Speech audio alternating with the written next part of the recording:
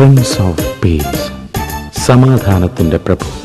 വേഗം വരുന്ന ക്രിസ്തുവിനെ പരിചയപ്പെടുത്തുന്ന വെളിപ്പാട് പുസ്തക പഠനത്തിലേക്ക് സ്വാഗതം. Are you ready for the seventh trumpet?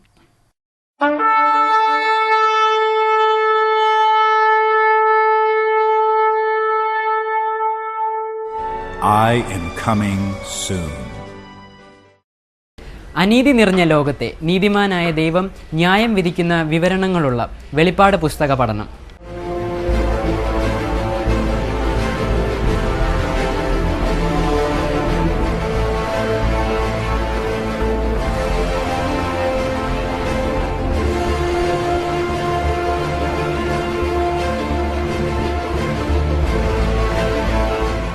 യേശുക്രിസ്തു വേഗം വരുന്നു.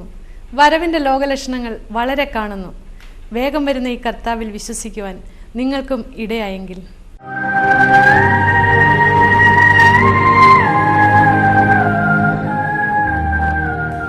ഏത് കണ്ണും അവനെ കുത്തിത്തുളച്ചു വരും, അവനെ കാണും. ഭൂമിയിലെ ഗോത്രങ്ങളൊക്കെയും അവനെ ചൊല്ലി വിലപിക്കും.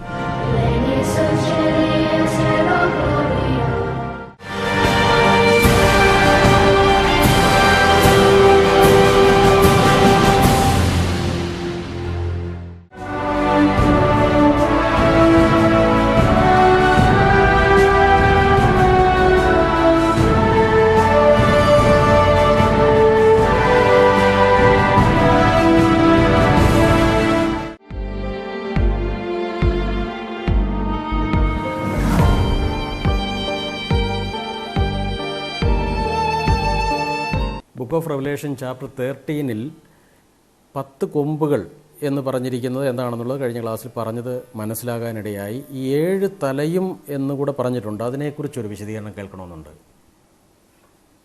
ദശരാഷ്ട്ര സംഘടന എന്നാണല്ലോ പറഞ്ഞത്, 10 രാജ്യങ്ങളുടെ ഒരു സംഘടന. അതെ, ദാനിയേലിന്റെ പ്രവചനത്തിൽ വരുമ്പോൾ ഒരു ചെറിയ വെളിപ്പാട് നമുക്ക് കിട്ടുന്നുണ്ട്. ദാനിയേൽ പ്രവചനം 7-ാം അധ്യായം നോക്കിയാട്ടെ. 7-ാം അധ്യായത്തിൽ അതിൻ്റെ 7-8 വാക്യങ്ങളിൽ നമ്മൾ വായിക്കുന്നുണ്ട്. 4-ാമത്തെ സാമ്രാജ്യം ഘോരവും 4-ാമത്തെ മൃഗത്തെ കണ്ടു. ഘോരവും ഭയങ്കരമായ മൃഗം. അതിൻ്റെ ശേഷം അതിൻ്റെ 8-ാം വാക്യം, അതിന് 10 കൊമ്പുണ്ടായിരുന്നു. 7-ാം വാക്യത്തിൻ്റെ അവസാനം അതിന് 10 കൊമ്പുണ്ടായിരുന്നു. ഞാൻ കൊമ്പുകളെ നോക്കിക്കൊണ്ടിരിക്കുമ്പോൾ അവയുടെ ഇടയിൽ മറ്റൊരു ചെറിയ കൊമ്പ് മുളച്ചു വന്നു. ഈ ചെറിയ കൊമ്പ് അന്തിക്രിസ്തുവാണെന്ന് നമ്മൾ കാണുകയുണ്ടായി. ചെറിയ കൊമ്പെന്ന് അവനെ വിളിച്ചിട്ടുണ്ട്. അതിനാൽ മുമ്പിലത്തെ കൊമ്പുകളിൽ 3 പേരോടെ പറഞ്ഞുപോയി. ആ കൊമ്പിന് മനുഷ്യന്റെ കണ്ണുപോലെ കണ്ണും വമ്പ് പറയുന്ന വായും ഉണ്ടായിരുന്നു. ഈ ചെറിയ കൊമ്പ് മുളച്ചു വരുമ്പോൾ 3 കൊമ്പ് വേരോടെ പറിച്ചു കളയുക.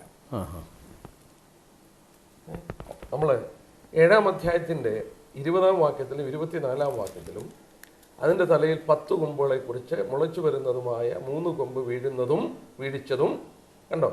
20-ാം വാക്യത്തിലല്ലേ?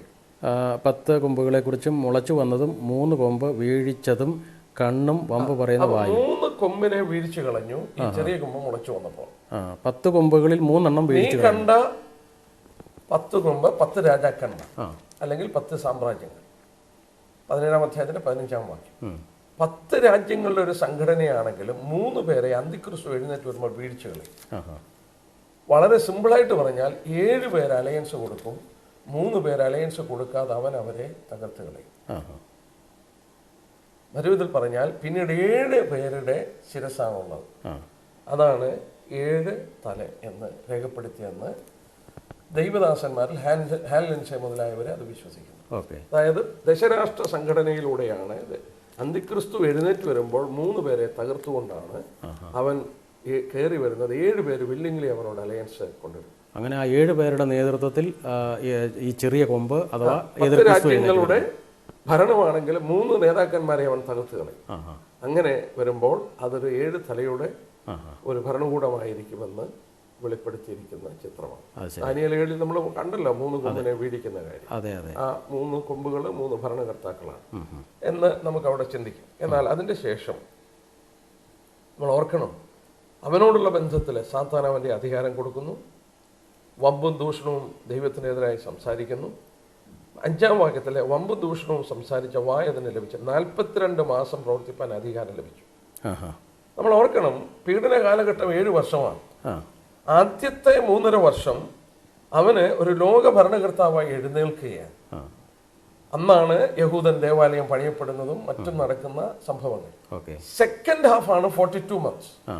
ഈ 42 മാസം, പിന്നീടുള്ള 42 മാസമാണ് അവൻ സ്വച്ഛാധിപതിയായി മാറുന്നത്. അവൻ ഏകാധിപതിയായി അവൻ ഒരു ക്രൂരനായ ഭരണകർത്താവായി മാറുന്നത് സെക്കൻഡ് ഹാഫിൽ. യഹൂദന്മാരെ പീഡിപ്പിക്കുന്നതും ലോകത്തിൽ വലിയ പ്രശ്നങ്ങൾ ഉണ്ടാക്കുന്നതും ഒക്കെ സെക്കൻഡ് ഹാഫ്. പക്ഷെ ദൈവം അത് അനുവദിച്ചു കൊടുക്കുകയാണ്. 42 മാസം പ്രവർത്തിപ്പാൻ അധികാരം ലഭിച്ചു. ദൈവത്തിനെതിരായി പ്രവർത്തിക്കുകയും ഈ 42 മാസം അവന്റെ ഭരണത്തിന് വേണ്ടി ലോകത്തെ ദൈവം ഏൽപ്പിച്ചു കൊടുക്കുകയാണ്. അതാണ് ഇവിടെ പറയുന്നത്. എന്നാൽ 11-ാം വാക്യം തുടങ്ങി മറ്റേ മൃഗത്തെ കുറിച്ച് നമ്മൾ വായിച്ചു. രണ്ടാമത്തെ മൃഗം. ഈ രണ്ടാമത്തെ മൃഗം സിമ്പിളായിട്ട് ഞാൻ പറയാം, റാപ്ചർ കഴിയും. അവന്റെ പേര് കൊടുത്ത കള്ളപ്രവാചകൻ. ഉത്പ്രാപണത്തിൽ യഥാർത്ഥ സഭ മാറ്റപ്പെടുന്നു, രക്ഷിക്കപ്പെട്ടവരൊക്കെ മാറ്റപ്പെടുന്നു. എന്നാലും ഇവിടെ സഭകൾ കാണും. ഞാൻ ചോദിച്ചോട്ടെ, കർത്താവ് പറഞ്ഞില്ലയോ, നാശത്തിലേക്ക് പോകുന്ന വാതിൽ വിശാലവും അതിലൂടെ കടക്കുന്നവർ അനേകർ, ജീവനിലേക്ക് കടക്കുന്ന ഒരു ചുരുക്കം അത് കണ്ടെത്തുന്നു, ഞെരുക്കവും അത് കണ്ടെത്തുന്ന ഒരു ചുരുക്കമാണ്. ഞാൻ ചോദിച്ചോട്ടെ, നാശത്തിലേക്ക് പോകുന്നവർ വിശാലമായ വാതിലൂടെ അനേകർ പോകുന്നു എന്ന് ക്രിസ്തു പറഞ്ഞു. രക്ഷിക്കപ്പെടുന്നവർ ചുരുക്കമാണ്. ഈ രക്ഷിക്കപ്പെട്ട ദൈവനം മാറ്റപ്പെട്ട് കഴിഞ്ഞാലും മറ്റുള്ളവരോട് കാണും. ഈ ഭൂമിയിൽ തന്നെ ഉണ്ടല്ലോ ഉണ്ട്. സഭകളൊക്കെ ഇവിടെ ഉണ്ട്. ക്രിസ്തീയ സഭകളൊക്കെ ഇവിടെ കാണും. ഇതിന്റെ കൂട്ടത്തിൽ നിന്ന് രക്ഷിക്കപ്പെട്ടവരങ്ങ് പോകും. എല്ലാ സഭകളിലും യേശുക്രിസ്തുവിനെ വ്യക്തിപരമായിട്ട് സ്വീകരിച്ചവർ പോകും. ചില സഭകളിൽ നിന്ന് കൂടുതൽ പോകും, കാരണം അവിടെ ഏറിയ പങ്ക് രക്ഷിക്കപ്പെട്ടവരായിരിക്കും. ആ രക്ഷിക്കപ്പെട്ടവർ പോകും. ചില സഭകളിൽ നിന്ന് അധികം പോകത്തേ ഇല്ല, കാരണം അവർ രക്ഷിക്കപ്പെട്ടവരല്ല, അവരിവിടെ കാണും. അങ്ങനെ അവശേഷിക്കുന്ന ക്രിസ്ത്യാനികളെല്ലാം കൂടെ ഒന്നിക്കും. നമ്മൾ 17-ാം അധ്യായത്തിൽ വരുമ്പോൾ നമുക്കത് കാണാം. മർമ്മ മഹതിയാം ബാബിലോൺ, വെളിപ്പാട് ദിവസം 17-ാം അധ്യായം. നമ്മൾ 17-ാം അധ്യായത്തിൽ വരുമ്പോൾ അത് പഠിക്കും, വിശദമായിട്ട് നോക്കും. എന്നാൽ രക്തചുരുക്കമായി ഞാൻ പറയട്ടെ, അങ്ങനെ മതം, അങ്ങനെ യഥാർത്ഥ സഭ മാറ്റപ്പെട്ട ശേഷം എതിർക്കുന്ന പരിശുദ്ധാത്മാവും തടുക്കുന്ന പരിശുദ്ധാത്മാവിടെ നിന്ന് മാറ്റപ്പെട്ട ശേഷം ഈ സഭകളെ ഒന്നിക്കാൻ ഇന്ന് ലോകത്തിൽ വലിയ പ്രവൃത്തി ഉണ്ടല്ലോ. എക്യുമെനിസം, വേൾഡ് ക്രിസ്ത്യൻ കൗൺസില്, ഇതൊക്കെ നടന്നുകൊണ്ടിരിക്കുന്നത് ഈ സഭകളെ എല്ലാം കൂടെ ഒന്നിക്കണം, ക്രിസ്ത്യാനികളെ എല്ലാം കൂടെ ഒന്നിക്കണം. നല്ല ആശയം തന്നെയാണ്. കർത്താവിന്റെ പ്രാർത്ഥന അതാണ്. യോഹന്നാൻ സുവിശേഷം 17-ാം അധ്യായത്തിൽ പിതാവേ നാം ഒന്നായിരിക്കുന്ന പോലെ അവരും ഒന്നാകണം. 5 പ്രാവശ്യം പ്രാർത്ഥിക്കുന്നുണ്ട് ആ യൂണിറ്റിക്ക് വേണ്ടി. അവന്റെ ഒരു പാഷനായിരുന്നു, അവന്റെ ഹൃദയത്തിന്റെ ഒരു വാഞ്ചയാണ് അവന്റെ ജനം ഒന്നിച്ചിരിക്കണം. അപ്പൊ ഈ വേൾഡ് ക്രിസ്ത്യൻ കൗൺസിലും എക്യുമെനിസവും ഒക്കെ ശരിയായിട്ടുള്ള കാര്യമല്ലേ എന്ന് നമ്മൾ ചിന്തിച്ചേക്കാം. അങ്ങനെ ചിന്തിച്ചു പോകാം. എന്നാൽ ഓർക്കണം, മരിച്ചു കിടക്കുന്നവരും ജീവിച്ചിരിക്കുന്നവരും തമ്മിൽ ഐക്യത ഉണ്ടാക്കാൻ ഒക്കില്ല. രക്ഷിക്കപ്പെട്ടവരെ ഒന്നിക്കാൻ വേണ്ടിയാ കർത്താവ് പ്രാർത്ഥിച്ചു. അത് ശരി. രക്ഷിക്കപ്പെട്ടവരെ രക്ഷിക്കപ്പെടാത്തവരും കൂടെ ഒന്നിക്കാൻ വേണ്ടിയല്ല പ്രാർത്ഥിച്ചു. രക്ഷിക്കപ്പെട്ട യഥാർത്ഥത്തിൽ കർത്താവിനെ സ്വീകരിച്ചവരെ ഒന്നാകണം, അതാ പ്രാർത്ഥിച്ചത്. അപ്പോൾ ഒരു പ്രാദേശിക സഭയിലെ ഏറിയ പങ്കും രക്ഷിക്കപ്പെടാത്തവർ, അതിനകത്ത് കുറച്ച് രക്ഷിക്കപ്പെട്ടവരുണ്ട്. ഈ രക്ഷിക്കപ്പെട്ടവരെ രക്ഷിക്കപ്പെടാത്തവരെ കൊണ്ട് ഒന്നിപ്പിക്കാനല്ല പ്രാർത്ഥിച്ചു. രക്ഷിക്കപ്പെട്ട ദൈവജനം തന്റെ ജനം ഒന്നിക്കണമെന്ന് കർത്താവ് പ്രാർത്ഥിക്കുന്നു. അങ്ങനെയാണെങ്കിൽ ഞാൻ ചോദിച്ചോട്ടെ, ഈ രക്ഷിക്കപ്പെട്ടവരെ എടുത്തുകൊള്ളപ്പെട്ട ശേഷം ബാക്കിയുള്ളവരൊക്കെ ഇന്ന് ഈ വേൾഡ് ക്രിസ്ത്യൻ കൗൺസിലും എക്യുമെനിസവും ഇങ്ങനെയുള്ള ശക്തമായ പ്രവർത്തനങ്ങളുണ്ട്. UN വരെ ഒരു വൺ വേൾഡ് റിലീജിയന് വേണ്ടി ശ്രമിക്കുന്നു. ഈ സഭകളെല്ലാം കൂടെ ഒന്നിക്കും. അതിനൊരു നേതാവ് വരും. ആ നേതാവിൻ്റെ പേരാണ് കള്ളപ്രവാചകൻ. മതങ്ങളെ ഒന്നിപ്പിച്ച്, അല്ലെങ്കിൽ ക്രിസ്ത്യ സമൂഹത്തെ എല്ലാം ഒന്നിപ്പിച്ച് അതിൻ്റെ ഒരു ലീഡറായിട്ട് വരുന്ന ഒരാളാണ് കള്ളപ്രവാചകൻ. അതിലേക്കാണ് കാര്യങ്ങൾ നീങ്ങിക്കൊണ്ടിരിക്കുന്നത്. ഇപ്പൊ തന്നെ അതിനുള്ള ശ്രമങ്ങൾ നടന്നുകൊണ്ടിരിക്കുന്നു, ശക്തമായി നടന്നുകൊണ്ടിരിക്കുന്നു. എന്നാൽ അദ്ദേഹം ഈ സെക്കൻഡ് ഹാഫ് ഓഫ് ട്രിബുലേഷനിൽ ഒരു വലിയ സംഭവം നടക്കും. അതെന്താണ്? വലിയ സാമ്പത്തികമായ ഒരു തകർച്ച ലോകത്തിലുണ്ട്. ഇപ്പൊ തന്നെ സാമ്പത്തികമായ മാന്ദ്യം തുടങ്ങുന്നുണ്ടല്ലോ. സാമ്പത്തിക മാന്ദ്യം, ലോകങ്ങളൊക്കെ കടത്തില. വേൾഡ് എക്കണോമി എന്ന് പറഞ്ഞാൽ ഒരു ബബിളാണ്, ഒരു കോമളയല്ലേ, പൊട്ടിപ്പോന്ന കോമള. ശരി. ലോകത്തിലെ ഏറ്റവും ശക്തി കൂടിയ രാജ്യം അമേരിക്കയല്ലേ? അതെ, അമേരിക്ക ഭയങ്കര സാമ്പത്തിക ശക്തിയല്ലേ? അവരുടെ അത്രയും കടമുള്ള ഒരു രാജ്യം ലോകത്തിലില്ല. ഇപ്പോഴത്തെ അവസ്ഥ എങ്ങനെയാണോ? അവർക്ക് ഏതാണ്ട് $19 ട്രില്യൺ. ഓ, 1 ട്രില്യൺ എന്ന് പറഞ്ഞാൽ 1 ഇട്ടിട്ട് 12 പൂജ്യം ഉണ്ട്. അവരുടെ കടത്തിന്റെ വലുപ്പം ഓർത്തി വായിക്കാൻ പോലും പറ്റില്ല. കടലാസിലൊന്ന് എഴുതി നോക്കണേ. 19 ഇട്ടിട്ട് 12 പൂജ്യം ഇടണം, അപ്പോൾ അത്രയും ഡോളർ കിട്ടും. നമ്മുടെ കറൻസിയിലാക്കണേ ഒരു 68 കൊണ്ട് അതിനെ ഒന്ന് ഗുണിച്ചു നോക്കണം. പിന്നെ വല്ലതും വായിക്കാമെങ്കിൽ വായിച്ചു നോക്കുക. ഇതാണ് അമേരിക്കയുടെ കടം. അപ്പോൾ ഇന്ന് തന്നെ ഈ സാമ്പത്തിക ഭീകരത ലോകത്തിലെ എല്ലാ രാജ്യങ്ങളും ഈ അഭിമുഖീകരിക്കാൻ തുടങ്ങി. ലോകം മുഴുവൻ ഇന്റർ ലിങ്ക്ഡ് ആണ്. ആ. ഒരിടത്തൊരു സാമ്പത്തിക ചർച്ചയുണ്ടെങ്കിൽ അത് ലോകത്തെ മുഴുവൻ ബാധിക്കുന്നുണ്ട്. കാരണം ഗ്ലോബലൈസേഷൻ ഗ്ലോബലൈസേഷൻ വന്നുകൊണ്ട് അത് സംഭവിക്കുന്നത് നമുക്കിപ്പം തന്നെ അറിയാം. ബോംബെ സ്റ്റോക്ക് എക്സ്ചേഞ്ച്, ഇപ്പൊ ന്യൂയോർക്ക് സ്റ്റോക്ക് എക്സ്ചേഞ്ച് ഇടിഞ്ഞു വീഴുകയാണെങ്കിൽ ടോക്കിയോയിലും ബോംബെയിലും എല്ലാ സ്റ്റോക്ക് എക്സ്ചേഞ്ച് ബാധിക്കുക. ഇതെല്ലാം ഒന്നിച്ച ഇപ്പൊ സാമ്പത്തിക ആഗോളവൽക്കരണം മൂലം ഇതെല്ലാം കൂടെ പിന്നെയും ശക്തമായി ഒന്നിച്ചുകൊണ്ടിരിക്കും. ഓക്കെ. അതുകൊണ്ട് വേദപുസ്തകം വെളിപ്പെടുത്തുന്നുണ്ട് ഒരു ആഗോള സാമ്പത്തിക തകർച്ച വരും. ഒരു വാക്യം വേണം ഞാൻ കാണിക്കാം. ഓക്കെ. യാക്കോബിന്റെ ലേഖനം ഒന്ന് എടുത്തു നോക്കിയാട്ടെ. ക്രിസ്തുവിന്റെ ശിഷ്യനായിരിക്കുന്ന യാക്കോബ് എഴുതിയ ലേഖനം അതിന്റെ 5-ാം അധ്യായം നോക്കിയാട്ടെ. യാക്കോബിന്റെ ലേഖനം 5-ാം അധ്യായത്തിന്റെ അതിന്റെ ആദ്യത്തെ വാക്യങ്ങൾ വായിച്ചു നോക്കി. അല്ലയോ ധനവാന്മാരെ, നിങ്ങളുടെ മേൽ വരുന്ന ദുരിതങ്ങൾ നിമിത്തം കരഞ്ഞ് മുറയിടുവിൻ. നിങ്ങളുടെ ധനം ദ്രവിച്ചും ഉടുപ്പ് പുഴുവരിച്ചും പോയി. നിങ്ങളുടെ പൊന്നും വെള്ളിയും കറ പിടിച്ചു. ആ കറ നിങ്ങളുടെ നേരെ സാക്ഷിയാകും. അത് തീ പോലെ നിങ്ങളുടെ ജഡത്തെ തിന്നുകളയും. അന്ത്യകാലത്ത് നിങ്ങൾ നിക്ഷേപങ്ങളെ ശേഖരിച്ചിരിക്കുന്നു. നിങ്ങളുടെ നിലങ്ങളെ കൊയ്ത് വേലക്കാരുടെ കൂലി നിങ്ങൾ പിടിച്ചുവല്ലോ. അത് നിങ്ങളുടെ അടുക്കൽ നിന്ന് നിലവിളിക്കുന്നു. കൊയ്തവരുടെ മുറവിളി സൈന്യങ്ങളുടെ കർത്താവിൻ്റെ ചെവിയിൽ എത്തിയിരിക്കുന്നു. നിങ്ങൾ ഭൂമിയിൽ ആഡംബരത്തോടെ സുഖിച്ച് പുളച്ച് കൊല ദിവസത്തിലെന്ന പോലെ നിങ്ങളുടെ ഹൃദയത്തെ പോഷിപ്പിച്ചിരിക്കുന്നു. അവിടെ 6 വരെയുള്ള വാക്യത്തെ നോക്കിയാൽ നിങ്ങളുടെ ധനം ദ്രവിച്ചും നിങ്ങളുടെ ധനം പുഴുവരിച്ചും പോകും. അങ്ങനെ എഴുതിയിട്ടില്ലേ? നിങ്ങളുടെ ധനം ദ്രവിച്ചും ഉടുപ്പ് പുഴുവരിച്ചും പോയി. അന്ത്യകാലത്തിൽ നിങ്ങൾ നിക്ഷേപങ്ങളെ ശേഖരിച്ചിരിക്കുന്നു.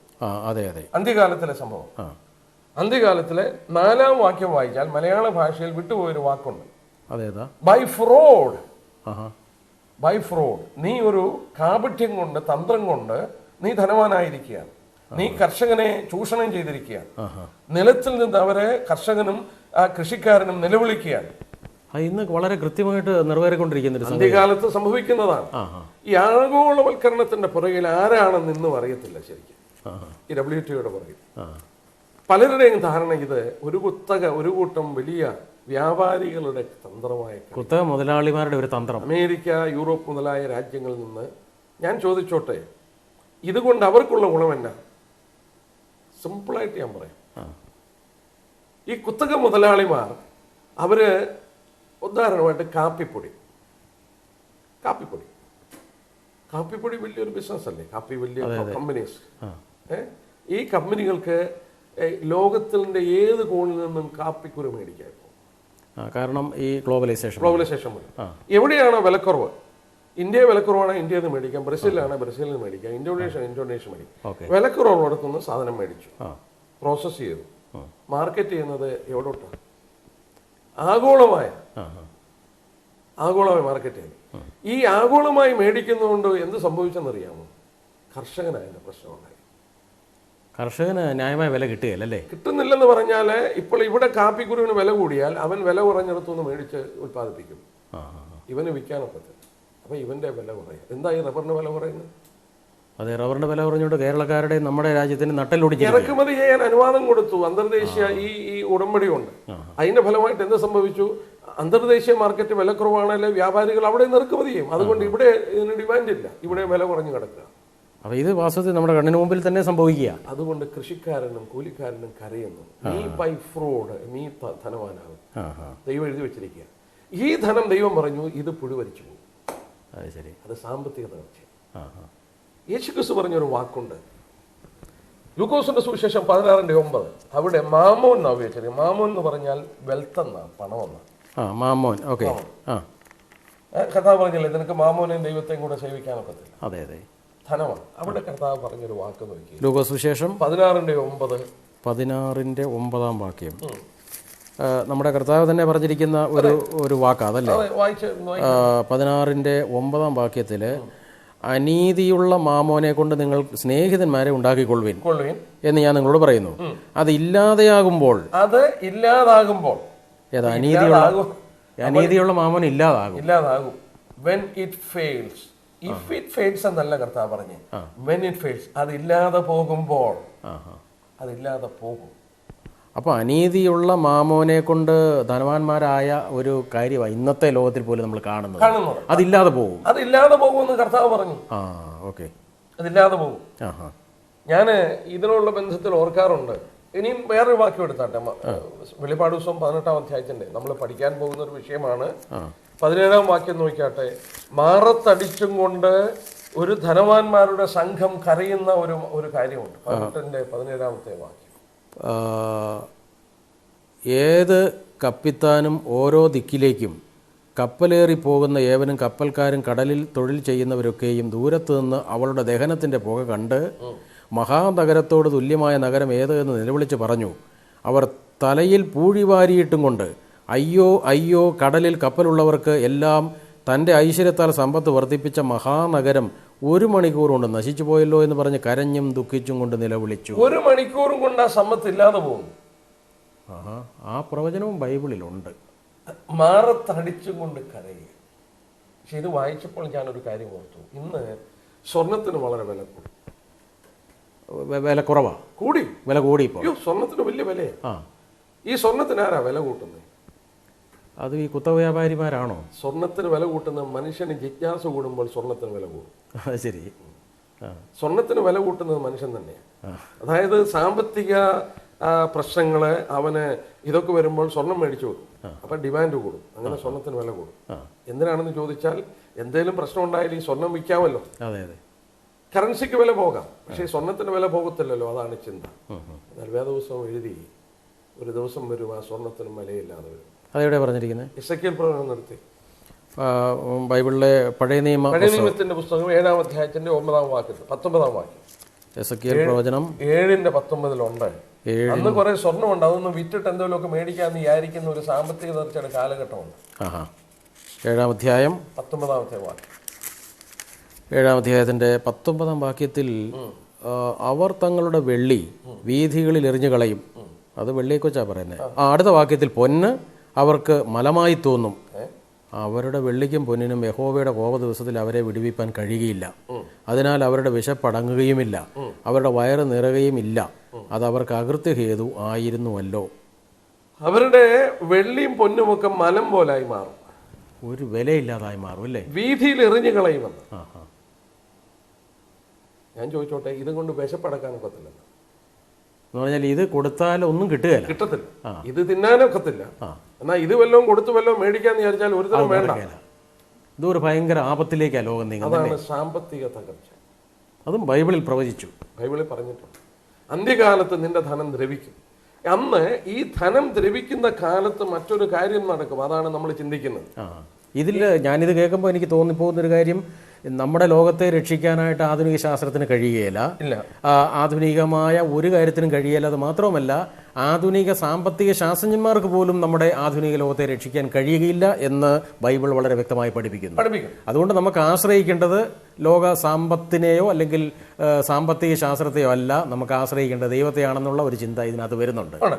ഈ തകർച്ച വന്നു കഴിയുമ്പോൾ മനുഷ്യനെല്ലാം ഒന്ന് രക്ഷപ്പെടാൻ ഒരു മാർഗം അന്വേഷിക്കും. അന്ന് അന്തിക്രിസ്തു ഒരു പുതിയ നാണയ വ്യവസ്ഥിതി കൊണ്ടുവരും. ഇന്ന് മനുഷ്യനത് ചിന്തിച്ചു തുടങ്ങി. ഞാനത് പറയാം. നമുക്ക് ആ ഭാഗം ഒന്ന് വായിച്ചിട്ട് 13-ാം അധ്യായത്തിന്റെ 16 തൊട്ടുള്ള വാക്യം നോക്കിയാട്ടെ. വെളിപ്പാട് ദിവസം 13:16. ചെറിയവരും വലിയവരും സമ്പന്നന്മാരും ദരിദ്രന്മാരും സ്വതന്ത്രന്മാരും ദാസന്മാരുമായ എല്ലാവർക്കും വലങ്കൈമേലോ നെറ്റിയിലോ മുദ്ര കുത്തണമെന്ന് അത് നിർബന്ധിക്കുകയും മൃഗത്തിന്റെ പേരോ പേരിന്റെ സംഖ്യയായ മുദ്രയുള്ളവനല്ലാതെ വാങ്ങുകയോ വിൽക്കുകയോ ചെയ്യുവാൻ വഹിയാതെയുമാക്കുന്നു. ഇവിടെ ജ്ഞാനം കൊണ്ട് ആവശ്യം. ബുദ്ധിയുള്ളവൻ മൃഗത്തിന്റെ സംഖ്യ ഗണിക്കട്ടെ, അത് ഒരു മനുഷ്യന്റെ സംഖ്യ അത്രേ, അതിന്റെ സംഖ്യ 666. ഒരുപാട് മനുഷ്യര് എന്തായി 666 എന്നൊക്കെ പറഞ്ഞ് കിടന്ന് കറങ്ങുന്നുണ്ട്. ഇവിടെ ഒരു കാര്യം ഓർക്കണം, ഈ സാമ്പത്തിക പ്രതിസന്ധി വരുമ്പോൾ, പണത്തിന് വിലയില്ലാതെ വരുമ്പോൾ, ആഗോളമായി വരുമെന്ന് വേദപുസ്തകം വെളിപ്പെടുത്തി, നിന്റെ സമ്പത്ത് ഇല്ലാതെ വരുമ്പോൾ കർത്താവ് തന്നെ അത് പറഞ്ഞു. അന്ന് ഒരു പുതിയ നാണയ വ്യവസ്ഥിതി ലോകത്തിൽ ഈ അന്തിക്രിസ്തു കൊണ്ടുവരും. അത് കൊണ്ടുവരാൻ പ്രേരിപ്പിക്കുന്നത് ഈ മതനേതാവ്. മതനേതാവ് ലോകത്തിൽ സമാധാനം കൊണ്ടുവരാനായിട്ടും കാര്യങ്ങൾ മുന്നോട്ട് പോകാനായിട്ടും ഇത് അംഗീകരിക്കാനായിട്ട് ആവശ്യപ്പെടും. അംഗീകരിക്കാൻ പറയുമ്പോൾ 2000 വർഷം മുമ്പ് എഴുതി വെച്ചു, വലങ്കയിലോ നെറ്റിയിലോ മുദ്ര കൊടുക്കും. മുദ്ര എന്നുള്ളത് ഇംഗ്ലീഷ് വായിച്ചാൽ മാർക്ക് എന്ന്. He will give A mark. അടയാളം കൊടുക്കും, ഒരു മാർക്ക്. നമ്മൾ മാർക്ക് എന്നുള്ള വാക്ക് എന്തിനാ ഈ അടയാളം കൊടുക്കുന്നത്? ഈ മാർക്ക് എന്ന് പറഞ്ഞാൽ എന്താ? ഇവിടെ നമ്മളൊന്ന് വായിക്കുന്നത് നോക്കേ. 17 മൃഗത്തിന്റെ പേരോ പേരിന്റെയോ സംഖ്യയോ ആയ മാർക്ക് എന്നാ മുദ്രയെന്ന. ഒരു സംഖ്യക്ക് തുല്യമായ മാർക്ക്, സംഖ്യയോ ആയ മുദ്ര, സംഖ്യയോ ആയ മാർക്ക്. ഇപ്പൊ എന്റെ കയ്യിലിരിക്കുന്ന ഈ മാസിക നിങ്ങൾ കണ്ടു, ടൈം മാസിക. ഇത് കടയിൽ നിന്ന് മേടിക്കുമ്പോൾ അവര് ഇവിടെ കണ്ടോ, ഇവിടോട്ട് നോക്കിക്കോട്ടെ, ഇങ്ങനെ ഒരു ലേബൽ ഒട്ടിച്ചു വെച്ചിട്ടുണ്ട്. അതെല്ലാം ഇപ്പോഴത്തെ എല്ലാ പ്രൊഡക്റ്റിലും ഉണ്ട്. ഇതെന്തുവാ? ഇതൊരു മാർക്കാണോ? അതൊരു മാർക്ക്. നമ്മൾ കടയിൽ ചെന്ന് സാധനങ്ങൾ മേടിക്കുന്ന എല്ലാം സോപ്പ്, ചീപ്പ്, കണ്ണാടി എന്ത് മേടിച്ചാലും അതെല്ലാം ഉണ്ട്. ഇതിങ്ങനെ എടുത്തിട്ട് ആ കൗണ്ടർ വരുമ്പോൾ ഇങ്ങനെ ഒരു ലൈറ്റിന്റെ അതിൽ ഇങ്ങനെ ഒന്ന് തൂത്ത് കൊടുത്തു, ഒരു ലേസർ ബീം ഈ വരയെ കൂടി ഇങ്ങനെ അങ്ങ് പോകും. ഇങ്ങനെ പോയി കഴിയുമ്പോൾ ഇതിന്റെ വില അവിടെ വരും. സെൻട്രൽ കമ്പ്യൂട്ടറിൽ ഇതിന്റെ സ്റ്റോക്ക് എന്ന് കുറയ്ക്കും. എല്ലാം നിമിഷം കൊണ്ട് കമ്പ്യൂട്ടർ കണക്കാണ്. 2000 വർഷം മുമ്പ് എഴുതി വെച്ചു. കമ്പ്യൂട്ടർ 2, 3, 4, 5 എന്നുള്ള ഡിജിറ്റ്സ് വായിക്കാൻ ഒക്കത്തില്ല. കമ്പ്യൂട്ടർ വായിക്കുന്നത് അതിന് പകരമാണ് ഈ മാർക്ക് ഉണ്ടാക്കിയത്. യൂണിവേഴ്സൽ പ്രൊഡക്റ്റ് കോഡ് അല്ലെങ്കിൽ ബാർകോഡ്. ഈ ബാർകോഡ് എന്ന് പറഞ്ഞാൽ ഇതൊരു സംഖ്യയാണ്. ഇവിടെ നമ്മൾ ഓർക്കണം, പേരോ പേരിന്റെ സംഖ്യയോ ആയ മാർക്കെന്ന്. പേരോ പേരിന്റെ സംഖ്യയോ ആയ മുദ്ര, മുദ്ര എന്നുള്ളത് മാർക്കെന്ന്. അപ്പോൾ സംഖ്യക്ക് തത്തുല്യമായ മാർക്ക്. ഇതിപ്പോ കണ്ടാ കുറെ വരകൾ മാത്രമേ ഉള്ളൂ. പക്ഷെ ഓരോ വരകളും സംഖ്യകളാണ്. അത് ശരി. അതിന്റെ ഒടുവിൽ കുറെ സംഖ്യകൾ കാണുന്നുണ്ടല്ലോ. അത് വേറെ എഴുതിയിരിക്കുക. ഈ സംഖ്യകൾ ഇത് മാർക്കാണ്, ഈ മാർക്കാണ്. അപ്പോൾ ഇതൊരു ആഗോളമായ ഒരു കമ്പ്യൂട്ടർവൽക്കരണം വരുമെന്നുള്ളതാണ് ഇതിന്റെ സൂചന. ലോക രാജ്യങ്ങളെല്ലാം ഭരിച്ച് മടുത്ത് തകർന്ന് തളർന്നുകൊണ്ടിരിക്കുകയാണ്. ഇതിന്റെ മധ്യത്തിൽ ലോകത്തിന് മുന്നോട്ട് പോകുവാൻ ഒരു ഏകലോക നേതാവിനെ വേണം, ഏകലോക നാണയ വ്യവസ്ഥിതി വേണം, ഏകലോക ഗവൺമെന്റ് വേണം എന്നുള്ള ചിന്ത ലോക രാജ്യ രാക്ഷസന്മാരുടെ മസ്തിഷ്കത്തിൽ, ഹൃദയത്തിൽ ഇങ്ങനെ വേട്ടയാടിക്കൊണ്ടിരിക്കുകയാണ്. ഈ തരുണത്തിൽ നാം ഓർക്കണം, ഈ ഏകലോക ഗവൺമെന്റിനെ കുറിച്ച്, ഏകലോക ഭരണക്രമത്തെക്കുറിച്ച്, ഏകലോക ഭരണ അധികാരിയെക്കുറിച്ച് വിശുദ്ധ ബൈബിളിന്റെ പേജുകളിൽ, പ്രവചനങ്ങളിൽ, തങ്കലിപികളിൽ രേഖപ്പെടുത്തിയിട്ടുണ്ട്. ആ പ്രവചനങ്ങളുടെ പഠനത്തിലേക്കും പ്രഭാഷണ പരമ്പരയിലേക്കും ഇന്നും നിങ്ങളെ ഞങ്ങൾ വളരെ സന്തോഷത്തോടുകൂടെ സ്വാഗതം ചെയ്യുന്നു.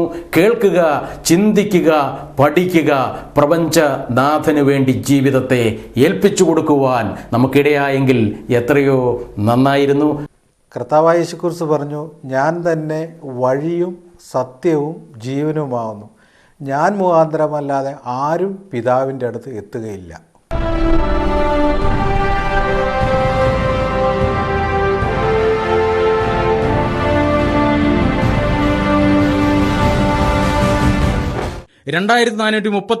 വർഷങ്ങൾക്ക് മുമ്പ് രേഖപ്പെടുത്തിയ ബൈബിളിലെ സെഖര്യാ പ്രവചനം 14 അധ്യായം 12 വാക്യം നിവൃത്തിയാകുന്നതും ഇനിയും നിവർത്തിക്കുന്നതും എപ്പോൾ? ന്യൂക്ലിയർ യുദ്ധത്തെപ്പറ്റി, ഉൽക്കകൾ പതിക്കുന്നതിനെപ്പറ്റി, ഇസ്രയേലിന്റെ ലംഘനങ്ങൾ, ഏകലോക ഗവൺമെന്റ്, ഏകലോക നേതാവായ എതിർ ക്രിസ്തു, ലോക ചരിത്രത്തിൽ വന്നുപോയ സാമ്രാജ്യങ്ങളെപ്പറ്റിയും ബൈബിൾ, 666 സംഖ്യയും മൃഗത്തിന്റെ സംഖ്യയും, അന്തർദേശീയ പണമിടപാടുകൾക്കുള്ള സ്വിഫ്റ്റ് സംവിധാനം.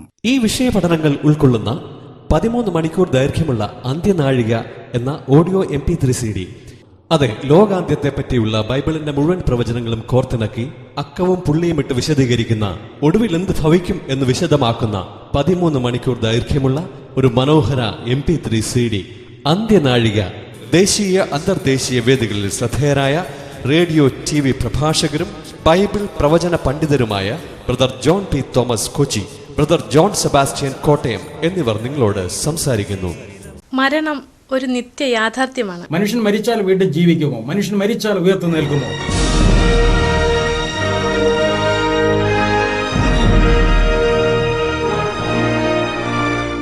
സയൻസ് യുഗ മനുഷ്യരുടെ സ്വകാര്യ ചോദ്യങ്ങൾ, സ്വപ്ന ചോദ്യങ്ങൾ, സങ്കട ചോദ്യങ്ങൾ, സയുക്തിക ചോദ്യങ്ങൾ, അതെല്ലാം സാരവത്തായി തന്നെ മറുപടി കണ്ടെത്തേണ്ടിയിരിക്കുന്നു. അതിന് ഒരു ഉപഹാരമായി ഞങ്ങൾ സമർപ്പിക്കുന്നു മരണശേഷം എന്ത്, എവിടെ, എങ്ങനെ എന്നുള്ള ഓഡിയോ CD. ഞങ്ങളുടെ മാന്യ പ്രേക്ഷകർക്ക് 3 പുസ്തകങ്ങൾ ഞങ്ങൾ പരിചയപ്പെടുത്തുന്നു. ഗുരുവിനെ കണ്ടുമുട്ടിയവർ, മരണത്തിനപ്പുറത്തൊരു ജീവിതമോ, അറിയുവാൻ വൈകുന്ന സത്യങ്ങൾ. ഈ പുസ്തകങ്ങൾ ആവശ്യമുള്ളവർ ഇന്ന് തന്നെ ഞങ്ങൾക്ക് SMS അയയ്ക്കുക. കൂടുതൽ പഠനത്തിന് CD-കളും DVD-കളും. ദൈവവചനം അഥവാ ബൈബിൾ. ദൈവത്തിന്റെ ക്രോധ ദിവസത്തിൽ ലോകവും സഭയും ഉത്തമഗീതം, ലോക സംഭവങ്ങൾ, പരിശുദ്ധാത്മാവ്, മരണം ഒരു കവാടം, 7 സഭകൾക്കുള്ള ദൂത്, ലോകാന്ത്യവും ജീവിതാന്ത്യവും, ദൈവകൃപ, ദാനിയേൽ പ്രവചനം, യഹോവയുടെ ഉത്സവങ്ങൾ, ലേവ്യ യാഗങ്ങൾ, വെളിപ്പാട് ഒരു പഠനം, രക്ഷ, ലോകാന്ത്യ സംഭവങ്ങൾ.